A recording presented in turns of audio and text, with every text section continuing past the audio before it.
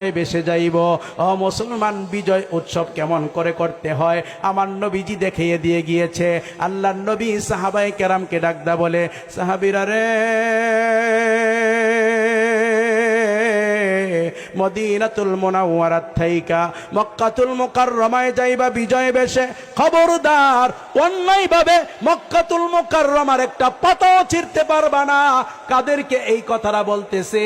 যাদেরকে এমন শাস্তি দিয়েছিল কাফের আর বেঈমানেরা। ওই যে কালো বেলাল,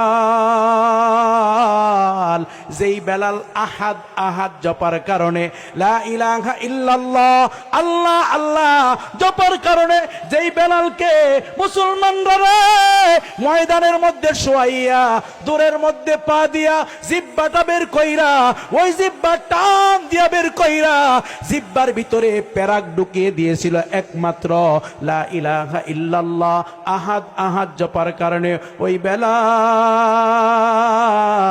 আজকে বিজয় বেশে মদিনাতুল মুনাওয়ারাত থাইকা মক্কাতুল মুকাররমায় যাইতেছে। আমারে আর আপনারে যদি নির্যাতন করতো, আগেই সংবাদ দিতাম, থাকিস বাড়ি, আইতাছি। জোরে বলেন ঠিক কিনা? কিন্তু নবীজি ডাকদা বলে, না না না, বিজয় বেশে যাবেন, অন্যায়ভাবে মক্কাতুল মুকাররমার একটা পাতাও ছিঁড়তে পারবেন না।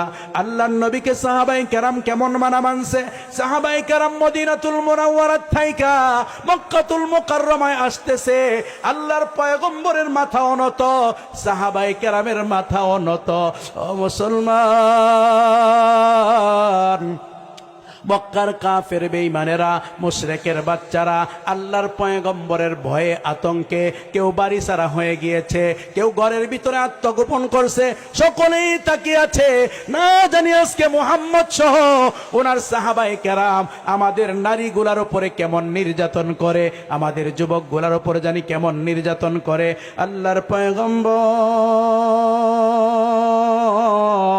বাইতুল্লাহর সম্মুখে আসে। বাইতুল্লাহর সম্মুখে আইসা নবীজি ডাকদা বলে, রে আলী, যাও উসমান বিন তালহার কাছে।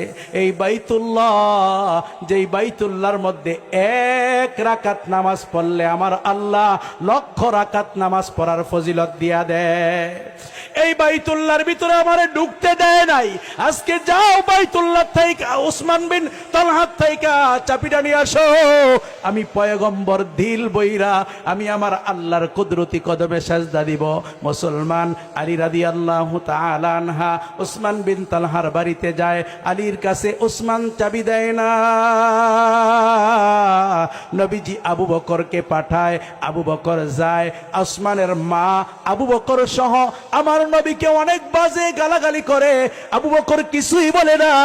সর্বশেষ উসমান বিন তালহা আল্লাহর পয়গম্বরের কাছে আসে। আল্লাহর পয়গম্বর চাবিটা উসমান থেকে নেয়, নিয়ে আল্লাহর পয়গম্বর সাহাবীর হাতের মধ্যে দিয়া বলে, তালাটা খোলো। তালা খুইলা দেখে রে মুসলমান, 360টা মূর্তি দিয়া আল্লাহর ঘরটাকে অপবিত্র বানিয়ে রেখেছে। আমার নবী প্রত্যেকটা মূর্তির সম্মুখ দিয়া যায় আর কোরআনের একটা আয়াত পড়ে, কুল জা আল হাক্কু ওয়া যাহাকাল বাতিল ইন্নাল বাতিলা কানা যাহুকা। ও মুসলমান, পরে পরে শাহাদত আঙ্গুলি দিয়া ইশারা করে।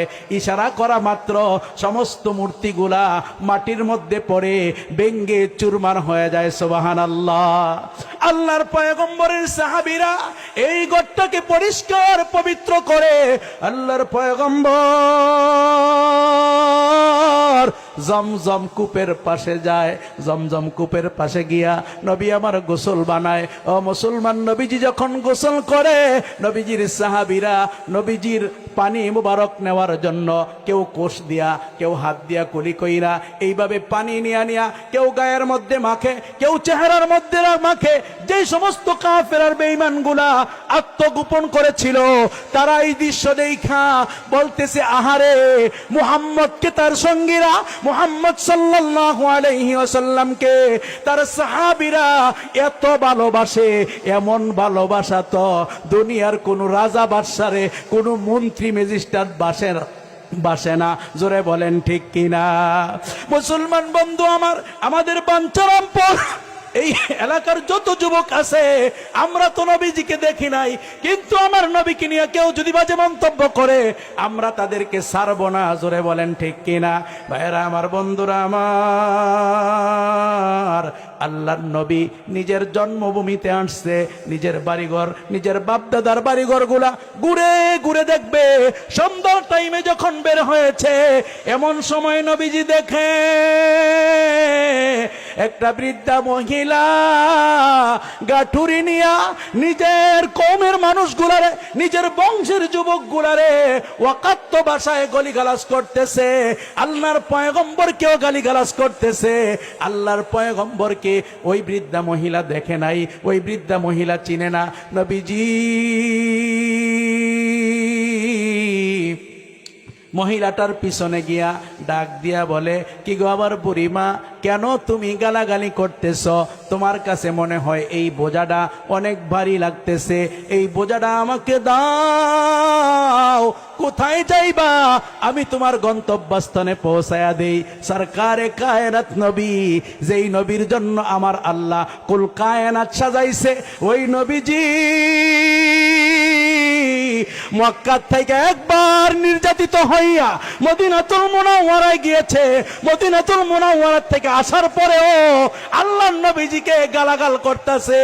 ওই মুহূর্তেও নবীজি ডাক হয়, বুড়িমা তোমার গাঠুরিটা আমার মাথার মধ্যে দিয়ে দাও, আমি তোমাকে তোমার গন্তব্যস্থানে পৌঁছায়া দেই। বুড়ি